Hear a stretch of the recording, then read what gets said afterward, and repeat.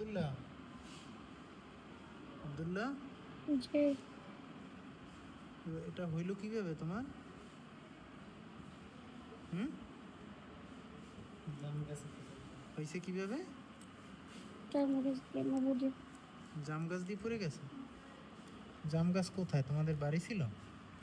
না হুম, না, তাহলে এই যে নানু বাড়ি, জোরে বলো একটু। নানু বাড়ি, নানু বাড়ি? নানু বাড়ি। ও হিন্দু বাড়ি গেছো জাম জাম পাড়তে? কোন সময় গেছিলে, সকালে না দুপুরে?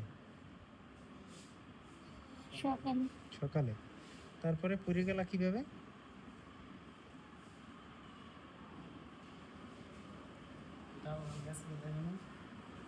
কি ডাল ভেঙে পড়ছে নাকি? হ্যাঁ, ডাল ভাঙা ছিল, দেখে নাই করে ডালে পড়ছে।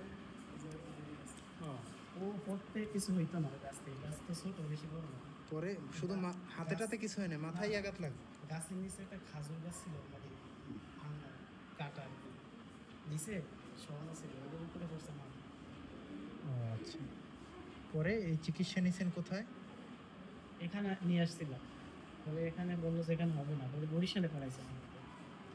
বরিশালে বললো এখানে হবে না, ওরে নিউরো সায়েন্সে পাঠাইছিল, নিউরো সায়েন্সের সিট খালি পাইনি, ওখানে ভর্তি করতে পারিনি। পরে ওখান থেকে ঢাকা মেডিকেলে দিছে, পরের দিন সকালবেলা একই অপারেশন করেছে। মানে যেই দিন হয়েছে এর পরের দিন ঢাকা মেডিকেল অপারেশন হয়েছে? হ্যাঁ, ঢাকা medical operation। ওখানে কয়দিন থাকা লাগছে?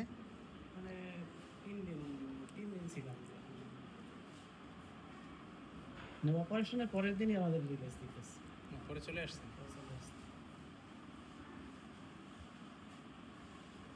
হসপিটালে নিয়ে দিয়ে দিয়েছিলাম।